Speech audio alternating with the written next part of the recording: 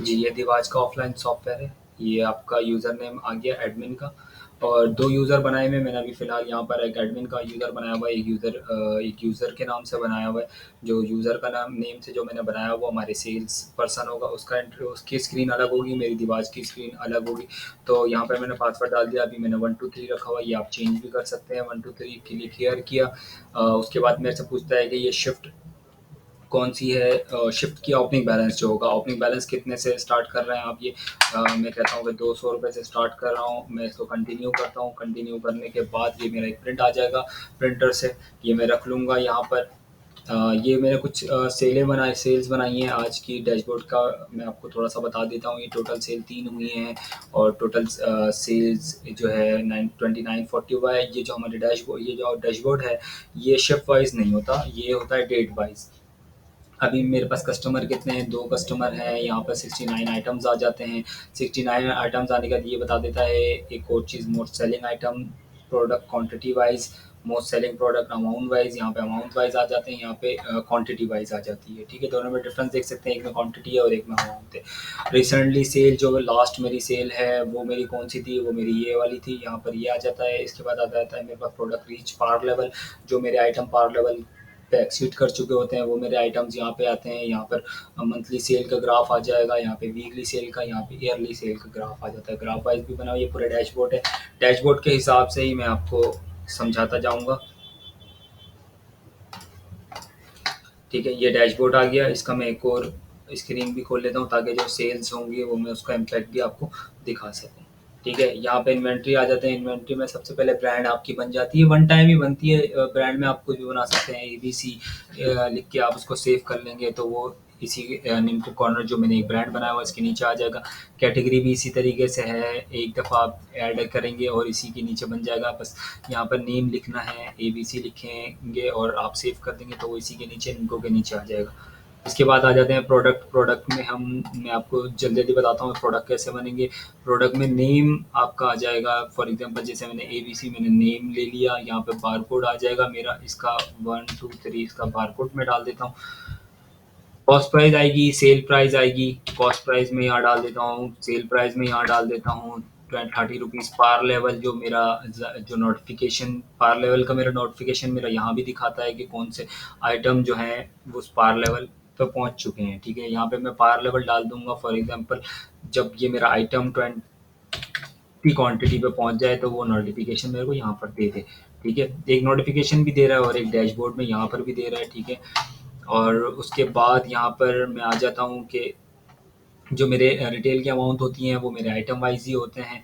ठीक है, और जो ये आपने प्राइस यहाँ पे लिखे हैं ब्रांच के, तो वो आपके यहाँ पर भी वो प्राइस आ जाएंगे। इसमें मुख्तलिफ ब्रांचेज होती हैं। ऑफलाइन है तो यहाँ पर जाहिर सी बात है एक ही ब्रांच है। अगर ये ऑनलाइन में देखेंगे आप तो ऑनलाइन तो जाहिर सी बात है सेंट्रलाइज होता है, तो यहाँ पे मुख्तलिफ ब्रांचेज होती हैं और उसके मुख्तलिफ प्राइजेस आप उसके इस आइटम के सेट कर सकते हैं। ठीक है, अब आपको वो किस कैटेगरी में देखना है तो आप उसको सेलेक्ट करेंगे और कैटेगरी इस वाली जगह पे आने के बाद आप इसको सेव कर देंगे। मुख्तलिफ कैटेगरीज में देखना है तो जाहिर सी बात है आप फिर वो मुख्तलिफ कैटेगरी को सेलेक्ट करके सेव करा दोगे।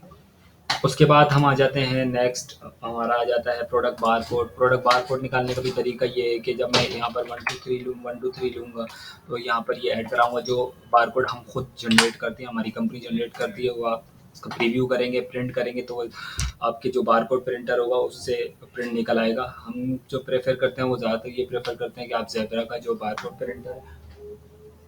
प्रिंटर है वो लें। ठीक है, आप ये प्रिंट बारकोड कर लेंगे। ठीक है, ठीक है, तो ये हमारा प्रिंटर जो हम है वो बारकोड का प्रिंटर जो होता है ज़ेब्रा का प्रेफर करते हैं। जो मॉडल हम बताएंगे वो आप ले लें, क्योंकि दूसरे जो बारकोड के प्रिंटर होते हैं वो भी होता है कि क्योंकि उसकी सर्विसेज इशू करती हैं प्रिंट बारकोड निकालने की। जैसे क्यूजेट ट्रे है, वो एक दूसरा प्रिंटर है, उसकी सर्विस है। तो हम ज़्यादा जो प्रेफर करते हैं वो करते हैं ज़ेब्रा का। ठीक है, और उसके बाद हम आ जाते हैं इन्वेंट्री एडजस्टमेंट। एडजस्टमेंट में वो चीज़ होती है कि कोई आइटम हमें इन करना है या आउट करना है। ज़ाहिर सी बात है इन करना है तो वो हम विदाउट परचेजिंग इन करते हैं। जैसे कोई हमें हम जिससे सप्लायर है वो हमें फ्री ऑफ कॉस्ट चीज़ दे देता है तो ज़ाहिर सी बात है हमें वो स्टॉक से माइनस करना होता है। तो हमें इन भी करना होता है, आउट भी करना होता है। तो मैंने जो आइटम बनाया था एबीसी, उसके अगेंस्ट में आपको एक एडजस्टमेंट दिखा देता हूँ। तो उसको सेव नहीं कराया था। तो यहाँ पर मेरे पास एक और आइटम है, उसका मैं दिखा देता हूँ आपको। ऐड करना है, सब्ट्रैक्ट करना है, तो वो आप यहाँ से कर सकते हैं कि कितनी क्वांटिटी मैं उसकी ऐड कर रहा हूँ और कितनी आइटम होगा यहाँ पर, ठीक है। ये नहीं कि आप उसका फिर बॉक्स ऐड करो। यहाँ पर आइटम होगा कि उस बॉक्स के अंदर जो जितने भी आइटम है वो होंगे, वन वन आइटम होगा, ठीक है। ये बॉक्स नहीं है। उसके बाद जो है यहाँ पर हम ट्रांसफ़र आ जाते हैं। ट्रांसफ़र का बेसिकली यहाँ काम नहीं होगा, क्योंकि अगर हो सकता है कि काम हो, क्योंकि अगर आपने एक ही प्रीमिसेस में 2 ब्रांचेस को अगर आप सामान इशू करते हैं गोडाउन से, तो फिर आप ये कर सकते हैं, क्योंकि ज़ाहिर-सी बात है ये ऑफ़लाइन है, तो ऑफ़लाइन आपका सेंट्रलाइज़ नहीं कहलाता। ऑफ़लाइन ये होता है कि एक आपका प्रीमिसेस का सेंट्रलाइज़ होता है। इसको ये कह सकते हैं, आपका ये है कि सिटी वाइज़ हो गया, वर्ल्ड वाइड हो गया, उसमें सेंट्रलाइज़ नहीं कहलाता। आपका जो प्रीमिसेस है उसका जो होगा सेंट्रलाइज़, इसको ये वो चीज़ कह सकते हैं, ठीक है। क्योंकि लिंक होना ज़रूरी है आपकी दूसरी ब्रांचेज़ आपके इस सर्वर से, क्योंकि ये लोकली सर्वर है, ठीक है। ये आपका इन्वेंट्री ट्रांसफ़र आ गया। ट्रांसफ़र का मैं दिखा देता हूँ थोड़ा-सा आपको कैसे होता है ट्रांसफ़र का। क्योंकि ऑनलाइन में जो होगा, हमारे ऑनलाइन में ऐसा होता है कि यहाँ पर आपकी मुख्तलिफ ब्रांचेज़ आ रही होती हैं कि आपको कहाँ से स्टॉक कौन-सी वाली ब्रांच में ट्रांसफ़र करना है और कितनी क्वांटिटी में ट्रांसफ़र करना है, वो आप कर सकते हैं। जी, ठीक है, ये आपका हो गया, ट्रांसफ़र हो गया। ट्रांसफ़र के बाद हम यहाँ पे कस्टमर बना सकते हैं। कस्टमर बनाने का मैं आपको तरीका ज़रा समझा देता हूँ। कस्टमर जो स्टैटिक जहाँ पर है वो ज़रूरी होगा। जैसे फॉर एग्ज़ाम्पल यहाँ पर मैंने नाम लिख लिया, नाम लिखने के बाद मुझे एक ये ज़रूरी है कि नंबर में उसका प्राइमरी नंबर डालें। और आपको कोई चीज़ डालनी है तो वो भी डाल सकते हैं, नहीं डालें तो भी आपके ये होता है कि कस्टमर सेव हो जाता है। अब कस्टमर ग्रुप है, कस्टमर ग्रुप भी हम सेलेक्ट कर सकते हैं, गोल्डन है, सिल्वर है या प्रीमियम है, ठीक है। वो करके आप सेव करा सकते हैं। सप्लायर भी इसी तरीके से सेव करा सकते हैं आप। सप्लायर में मैं आपको एक चीज़ बता दूँ, अगर आपको किसी का अकाउंट मेंटेन करना है तो यहाँ पर हम हेड बना लेते हैं सप्लायर का। एक्सपेंस के अंदर वहाँ पर जाके हम बना लेंगे। अगर आप इसको जो है परचेजिंग को एक्सपेंस के साथ चलाना चाहते हैं या लायबिलिटी में चलाना चाहते हैं, तो पहले ये होगा कि आप यहाँ पे अकाउंटिंग में आके पहले यहाँ पर उसका एक हेड बना लेंगे, ठीक है। ये जैसे फॉर एग्जांपल मेरा कोई भी एक सप्लायर है, यहाँ पर हम डाल देते हैं एबीसी, ठीक है। तो एबीसी के नाम से जैसे यहाँ पर आ रहा है, अकाउंट आ रहा है, तो उसका वो सप्लायर का अकाउंट नीचे यहाँ पे चार्ट ऑफ अकाउंट बना हुआ होना लाजमी है, तो जाके ये सेट होगा उस पर कि जो हमारे सप्लायर का लेजर होगा वो लेजर मेंटेन होता रहेगा, ठीक है। और ये हम सप्लायर का ग्रुप है, सप्लायर का ग्रुप हम यहाँ से बना लेते हैं। और कोई भी अगर हमें बनाने हैं, जैसे प्रीमियम हो गया, सिल्वर बना हुआ है, प्रीमियम हो गया, तो हम सप्लायर ग्रुप यहाँ से बना सकते हैं। टैक्स है, टैक्स हम यहाँ पर बना सकते हैं। टैक्स का यहाँ पे होता है कि हम एसआरबी बनाना चाह रहे हैं या एफडीआर बनाना चाह रहे हैं। अभी तो हमारे दो ही चल रहे हैं, या एसआरबी होगा या उसका होगा एफडीआर होगा, ठीक है। तो हम एसआरबी जो अभी चल रहा है रिटेल में, वो बेसिकली रिटेल में एफडीआर चल रहा है, तो वो 17% होता है, ठीक है। फिर उसके बाद हम आ जाते हैं सेल्स में, आ जाते हैं सेल्स में, एड अ न्यू सेल्स पे आएंगे। एड अ न्यू सेल्स में आने के बाद हम यहाँ पे मिक्स नेम को ले लेंगे। मिक्स नेम को हम यहाँ पर 3 तरीके से ले सकते हैं। यहाँ पर हम इसका बारकोड भी डाल सकते हैं। बारकोड जैसे अभी मुझे एक याद है, जो मैंने अभी आइटम बनाया था, उसका 1 2 3, अच्छा वो आइटम हमने सेव नहीं किया था, जब ही नहीं आ रहा। तो बहरहाल मैं ये आपको इसका जो है बारकोड लेके ये मैं दिखा देता हूँ। अभी देखिए क्वांटिटी 1 है, जैसे मैं यहाँ से बारकोड प्रेस करता हूँ, तो बारकोड के बाद ये खुद ही यहाँ से रिसीव कर लेता है और 2 क्वांटिटी कर दी है, ठीक है।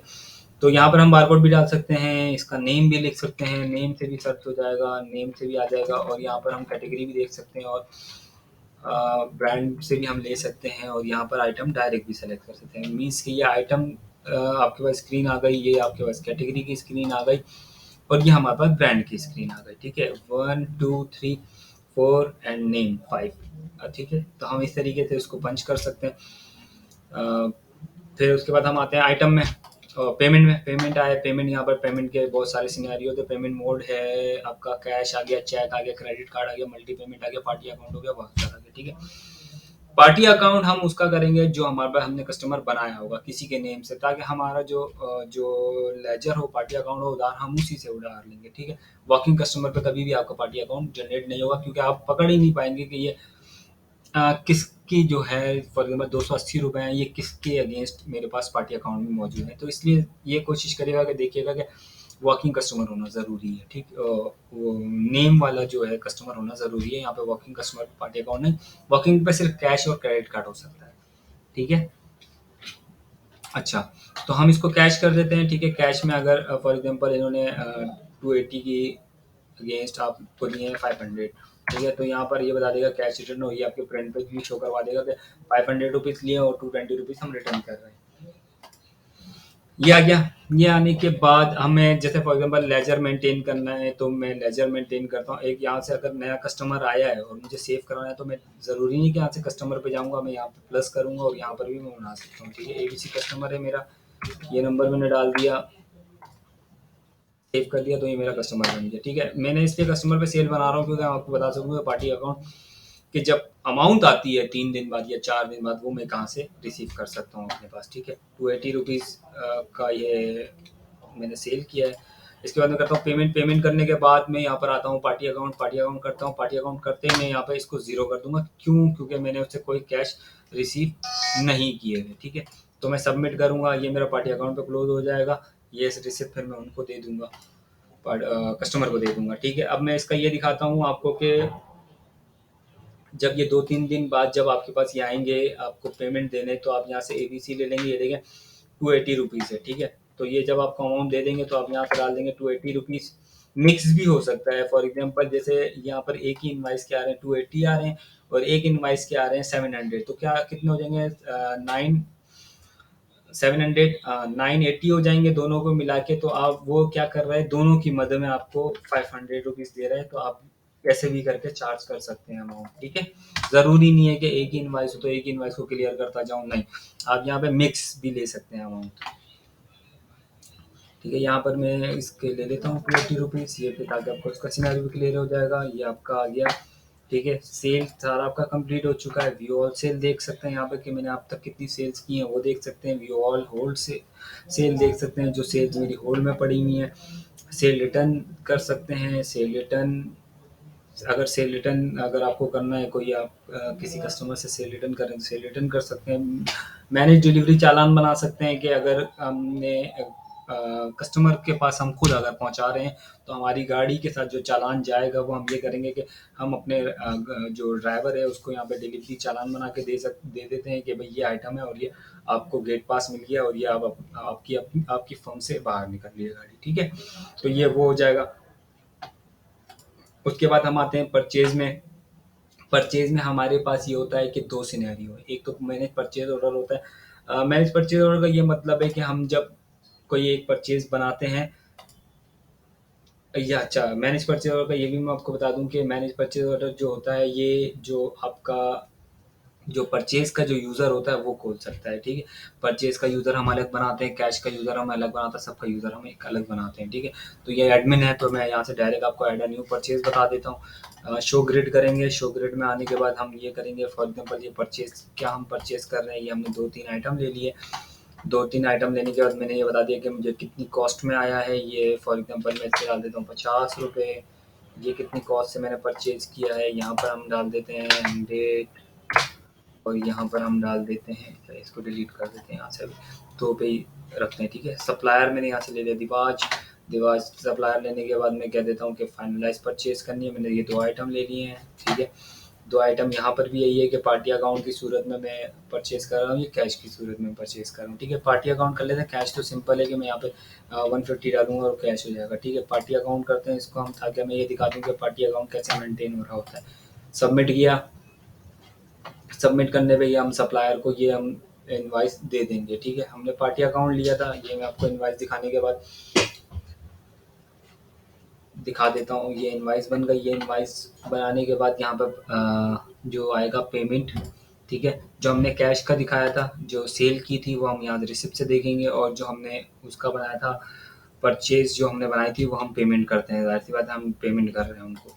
ठीक है, और हाँ, यहाँ पर मैं आपको ये भी दिखा देता हूँ, जब हम व्यू ऑल परचेज में जाते हैं तो यहाँ पर ये लिखा हुआ था पेंडिंग स्टेटस। इसका मतलब है कि हमने माल तो ले लिया अपने स्टोर के लिए, स्टॉक तो बढ़ा लिया हमने, लेकिन हमने उनको पेमेंट नहीं की।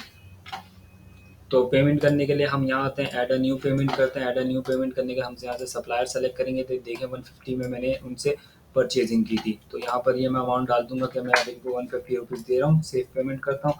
तो ये जो मैंने पार्टी अकाउंट में जो मैंने परचेज किया हुआ था, वो मेरा क्या हो गया, वो अब मैंने उसकी सप्लायर को पेमेंट भी कर दी है। ठीक है, अब मैं व्यू ऑल परचेज में जाऊँगा तो यहाँ पे स्टैंडिंग देखें, स्टेटस जो था पेंडिंग दिखा रहा था, लेकिन अब यहाँ पर पैड दिखा रहा है। ये आपका परचेज हो गया। परचेज होने के बाद आपका रिसिप्ट दिखा देता हूँ, और रिसिप्ट भी मैंने आपको बता दिया था सेल के साथ है, परचेज जो होता है पेमेंट के साथ होगा, ठीक है। अकाउंटिंग हमारी नॉर्मली अकाउंटिंग है, इसमें आप वो चार्ट ऑफ अकाउंट बना सकते हैं, ठीक है। ये यहाँ पर भी मुझे अकाउंटिंग का मुझे एक वो बनाना पड़ेगा, अकाउंट्स वाले का एक मुझे अकाउंट बनाना पड़ेगा, ठीक है। इसमें मैं वाउचर्स वगैरह जनरल, इसका ऐसे ही मैं आपको बता देता हूँ कि वाउचर्स वगैरह जो हैं जनरल वाउचर बना सकते हैं, रिसिप्ट वाउचर, पेमेंट वाउचर, ये तीन ही वाउचर होती हैं जो हमारी अकाउंट की इंडस्ट्री में चल रही होती है। या जनरल वाउचर बना सकता है, या रिसिप्ट वाउचर बनाएगा, या पेमेंट वाउचर बनाएगा, ठीक है। एक वाउचर मैं आपको दिखा देता हूँ, फॉर एग्जांपल पेमेंट वाउचर में किसी के अगेंस्ट बना रहा हूँ, तो पेमेंट वाउचर में बनाता हूँ, ऐड अ न्यू वाउचर बनाता हूँ। यहाँ पर मैं बता दूंगा कि भाई कैश का अकाउंट मेरा कौन सा है, ठीक है। यहाँ पर मैं बता दूंगा कि मैं जिसको पेमेंट दे रहा हूँ उसका अकाउंट मैं यहाँ पे सेलेक्ट कर लूँगा, ठीक है। और यहाँ पर अमाउंट डालने का सेव कर दूंगा, तो वो मेरी क्या होगी, पेमेंट वाउचर मेरा बन जाएगा, ठीक है। अकाउंट हो गया। रिपोर्ट्स का मैं आपको दिखा देता हूँ। रिपोर्ट्स में हमारी इन्वेंट्री रिपोर्ट्स है, सेल्स है, परचेज है, कस्टमर है, सप्लायर है, शिफ्ट रिपोर्ट है, ठीक है। इन्वेंट्री में मैं आपको दिखा देता हूँ। इन्वेंट्री में जो इन्वेंट्री लेजर है, इन्वेंट्री लेजर में ये बता रहा होता है कि आपका जो, इसको हम ओपन ही कर लेते हैं, ठीक है। लास्ट 7 डेज की मुझे लेजर देखनी है गुलशन की, रन रिपोर्ट कर लेता हूँ। रन रिपोर्ट करने पे ये लेजर में मुझे बेसिकली ये बताता है कि मैंने किस टाइम पे उस आइटम को, स्टॉक को इन किया, और कब मैंने सेल किया, इन एंड आउट, इसमें मेरे पास लेजर रिपोर्ट में चल रहा होता है। स्टॉक रिपोर्ट में मेरे पास सिर्फ आइटम्स दिखा रहा होता है कि मेरे पास स्टॉक में इतने आइटम पड़े हुए हैं, तो ये किया मैंने। और ये देखें, अब यहाँ पर -4 दिखा रहा होगा, इससे कंफ्यूज नहीं होइएगा, क्योंकि ये जो -4 दिखा रहे हैं ना, इस आइटम की मैंने अभी तक परचेजिंग बनाई नहीं है। इसको मैं चला रहा हूँ अपने पास नेगेटिव इन्वेंट्री में, ठीक है। ये हमारे पास दो सूरत है इसमें भी ना, सेल्स में भी, जहाँ पर अगर आपको आइटम को रोकना है कि मेरे पास स्टॉक में नहीं है, सेल ना हो, तो वो भी हम कर सकते हैं। और इसी तरीके से जैसे मैंने अभी तो मैंने दूसरे सिनेरियो पे चलाया है कि नेगेटिव इन्वेंट्री मेरे पास हो, भले मैं बाद में उसको परचेज कर लूँ, तो क्या होगा कि मुझे जब 4 परचेज करने होंगे तो मुझे 8 परचेज करने होंगे, क्योंकि जाहिर सी बात है मुझे इसके -4 को भी मुझे वहाँ पर अपने पास स्टॉक में सेट करना है, ठीक है। प्रोडक्ट हिस्ट्री में जाते हैं। प्रोडक्ट हिस्ट्री ये बता देता है कि आपको, आपके पास क्या चीज़ कितने बैलेंस में पड़ी हुई है, क्या ये भी उसी तरीके से है स्टॉक के तरीके से। अक्सर लोग ये प्रोडक्ट हिस्ट्री से मैनेज करते हैं। यहाँ पर देखें, ये बता देता है -4 अगर सही होता है तो वो ग्रीन में आ जाता है, ठीक है। जो हमारे पास ज़्यादा होता है तो वो मेरे पास यहाँ पर ग्रीन की नोटिफिकेशंस में आ जाता है, ठीक है। प्रॉफिट मार्जिन रिपोर्ट है। प्रॉफिट मार्जिन में ये बता देता है अगर मेरी कॉस्टिंग होगी तो मेरे पास यहाँ पर एवरेज वाइज मेरे पास प्रॉफिट आ जाएगा, ठीक है। जैसे फॉर एग्जांपल मैंने इसकी बनाई है कि ये देखें, ये कह रहा है कि आपको 280 की पड़ी है, और इसमें मैंने कोई कॉस्टिंग सेट नहीं की हुई है, सेल नहीं किया हुआ होगा, ये कुछ होगा, तो इस वजह से वो 200% दिखा रहा है, ठीक है। ये एवरेज पे हमारी प्रॉफिट मार्जिन रिपोर्ट आ जाएगी। उसके बाद हमारे पास सेल्स रिपोर्ट है। सेल्स में ऑडिट रिपोर्ट है, ब्रांड वाइज सेल है, सेल रिपोर्ट है, कस्टमर वाइज सेल है, आइटम वाइज सेल है, सेल कमीशन है, कि जो कमीशन हमारा जो वो कैशियर होगा उसका कितना कमीशन बना, तो वो भी हम यहाँ सेट कर सकते हैं। परचेज है, परचेज रिपोर्ट है, सप्लायर रिपोर्ट है। इन सब में मैं ऐसा करता हूँ एक रिपोर्ट तो खोल दूँ, वो मैं आपको दिखा देता हूँ। सेल रिपोर्ट अगर हम जाते हैं, सेल रिपोर्ट हम ओपन करते हैं, तो हमने ये किया, हम इसकी देख लेते हैं लास्ट 7 डेज में, डिटेल वाइज देख लेते हैं, समरी वाइज छोड़े अभी ये आ गया। तो यहाँ पे मुझे ये बता देता है कि कस्टमर है मेरा, वॉकिंग कस्टमर था, और ये सेल हुई है। अब तक मैंने जो सेल की हैं वो मैंने सेल की है 2660 की, ठीक है। कैसे लिए आ गई आपकी, इसके अंदर से टोटल आपका आ गया 3640, ठीक है। तो टोटल सेल जो आपकी हुई है 3650 हुई है, 3640 हुई है, ठीक है। उसके बाद कस्टमर वाइज सेल भी आ जाता है। कस्टमर वाइज सेल में भी यहाँ पर अगर आपको किसी कस्टमर का देखना है, फॉर एग्जांपल जो हमारे कस्टमर चल रहे होंगे उस पार्टी अकाउंट में चल रहे होंगे, तो हम उसका लेजर भी यहाँ से देख सकते हैं कि कौन हमारे पास माइनस में है और कौन हमारे पास बिल्कुल बैलेंस जिसका बराबर है, ठीक है। आइटम वाइज सेल है, सेल कमीशन है, तो ये है कि इसमें मुख्तलिफ रिपोर्ट्स हैं सेल्स में। और परचेज़ की रिपोर्ट्स हैं, परचेज़ रिपोर्ट है, सप्लायर वाइज परचेज़ है, और आइटम वाइज परचेज़ है। ये 3 रिपोर्ट होती हैं जिससे परचेजिंग का पता चल जाता है कि किस से के कौन सा आइटम लिया है मैंने। ये वाली रिपोर्ट मैं आपको दिखा देता हूँ, item wise purchase last 7 days की। मैं कोई परचेजिंग नहीं की है मैंने अभी तक। हाँ, कोई परचेजिंग ही नहीं बनाई है मैंने अभी तक, तो इस वजह से यहाँ पर आ भी नहीं रहा। ठीक है, हम परचेज रिपोर्ट देख लेते हैं। परचेज रिपोर्ट में भी कोई परचेज नहीं है, परचेजिंग ऐसा करते हैं हम परचेजिंग बना लेते हैं। ठीक है, हम ऐड न्यू परचेज करते हैं जी। तो ये परचेज हम बना रहे हैं, add new purchase. Add new purchase करने पे हमने यहाँ सप्लायर सेलेक्ट कर लिया, यहाँ पे हमने आइटम ले लिया। आइटम कितना हम परचेज कर रहे हैं, यहाँ पर मैं आइटम की क्वांटिटी बता देता हूँ कि 20 आइटम मैं परचेज कर रहा हूँ। फाइनलाइज परचेज करूँगा, यहाँ पर मैं लिख दूँगा 400। ठीक है, 400 का मैं सबमिट कर दूँगा। सबमिट कर दिया, ये रिपोर्ट्स मेरे पास आ गई कि मैंने ये परचेज़ किया। हाँ, परचेजिंग ये मैंने परचेज़ कर ली है, मैं अपने सप्लायर को दे दूँगा। सप्लायर के देने के बाद मैं रिपोर्ट्स में आऊँगा। रिपोर्ट्स में परचेज़ रिपोर्ट जो अभी थोड़ी पहले नहीं खुल रही थी, वो परचेज़ रिपोर्ट मैं आपको दिखा देता हूँ कि परचेज़ मैंने जो बनाई है वो आज की मैंने कौन-सी बनाई है। मैं रन रिपोर्ट कर लूँगा, तो ये मैंने जो परचेजिंग थी वो मैंने कुछ परचेजिंग बनाई है, ये परचेजिंग मेरे पास आ गई। ठीक है, आइटम वाइज़ परचेज़ जो अभी नहीं खुली थी वो परचेजिंग नहीं बनाई थी, तो ये मैं आपको दिखा देता हूँ। ये परचेज़ अभी तक मैंने जो आइटम हैं वो मैंने गुलशन ब्रांच में मैंने दिवाच जो आइटम है मैंने 21 क्वांटिटी परचेज़ कर ली है। ठीक है, इसी तरीके से कस्टमर वाइज़ लेजर है, जो कस्टमर का लेजर है वो आएगा यहाँ पर। सप्लायर में भी यही है कि सिर्फ सप्लायर का लेजर आता है। शिफ्ट रिपोर्ट, शिफ्ट रिपोर्ट में ये होता है कि मैंने जो शिफ्ट की है किस यूज़र से की है, तो मेरे को ये यूज़र यहाँ पर सेलेक्ट करना पड़ेगा। ठीक है, 16 तारीख की मुझे शिफ्ट देखनी है, तो ये आ जाती है कि 16 तारीख में कितनी जो भी शिफ्टें खुली हुई होंगी, तो उसका आप यहाँ से प्रिंट निकाल सकते हैं। ठीक है, और कुछ यहाँ पर ये है कि जनरल सेटिंग्स में कुछ है कि कंपनी का नेम, जो मैंने यहाँ पर नेम को कॉर्नर लिखा है वो आप यहाँ पे यहाँ से चेंज कर सकते हैं। और इसके अंदर आप अपना जो एडवर्टाइजमेंट है वो भी आप यहाँ पर लिख सकते हैं। एडवर्टाइजमेंट में ये होगा कि आप जो ये लाइन वाइज हुआ हुआ है ना, लाइन वाइज मैंने इसको ड्रॉप किया हुआ है कि एक लाइन में ये आए, सेकंड लाइन में मेरा थैंक्स फॉर ये आए। तो आप ऐसा करेंगे कि आप यहाँ पर एडिट कर लेंगे आपके एडवर्टाइजमेंट नंबर, अगर आपको डालना है कोई या फ्री शॉपिंग का कोई डालना है तो वो आप यहाँ पर एडवर्टाइजमेंट डाल सकते हैं ये। और आपका जो लोगो होगा वो भी यहाँ से चेंज होगा। नेम वगैरह जो आपके प्रिंट पे दिखा रहा होगा वो भी यहाँ से आ जाएगा। और बाकी ये है कि सेल्समैन जो आपको बनाने हैं, कमीशन को वाले सेल्समैन है वो यहाँ से बना सकते हैं। एक्सपेंस कैटेगरी, एक्सपेंस का मैं आपको बता देता हूँ कि एक्सपेंस जो नॉर्मल एक्सपेंस होता है ना, बगैर अकाउंट्स को ओपन किए, तो वो हम एक्सपेंस यहाँ से डालते हैं। ठीक है, अब ये कह रहे हैं कि जो मैंने कैश इन हैंड, जो मेरे पास अभी कैश इन हैंड पड़ा वो 160 रुपीज़ पड़ा हुआ, जो मैंने सेल्स बनाई है उसकी सूरत में जो मेरे पास आई है। अभी मुझे अगर इससे कुछ खर्च करना है, अगर मैं कैशियर हूँ और मुझे कोई किसी चीज़ के लिए अमाउंट देनी है, तो मैं यहाँ से ले सकता हूँ। अमाउंट दे दूँगा, नोट लिख दूँगा, सेव कर दूँगा। ऐसा करते हैं हम 100 रुपीज़ दे देते हैं। ठीक है, तो हमने दे दिया फॉर एग्जांपल ये यूटिलिटीज़ की सूरत में हमने दे दिया इनको 60 रुपीज़। ठीक है, नोट हमने कर दिया, सेव कर दिया। यहाँ पर ये एक प्रिंट की सूरत में आपको दिखाया हुआ, तो ये आपके प्रिंटर से निकल जाएगा। अब देखें हम इसमें दोबारा जाएँगे तो 60 रुपीज़ मैंने खर्च कर दिए हैं, 100 रुपये अभी मेरे पास कैश इन हैंड में पड़े हुए हैं। ठीक है, तो बस यही था सॉफ्टवेयर जो आपका है, मुख्तलिफ सॉफ्टवेयर हैं। ठीक है, अकाउंटिंग की रिपोर्ट्स, अकाउंट्स की रिपोर्ट है जो आपकी यहाँ से निकलेंगी। चार्ट ऑफ अकाउंट है, ट्राई बैलेंस है, बैलेंस शीट है, वो सारी आपके पास यहाँ से आएंगी। ठीक है, सप्लायर एजिंग है, सप्लायर एजिंग में आपके पास जो सप्लायर्स के वाउचर्स बने हुए होंगे वो आपके यहाँ पर आएंगे।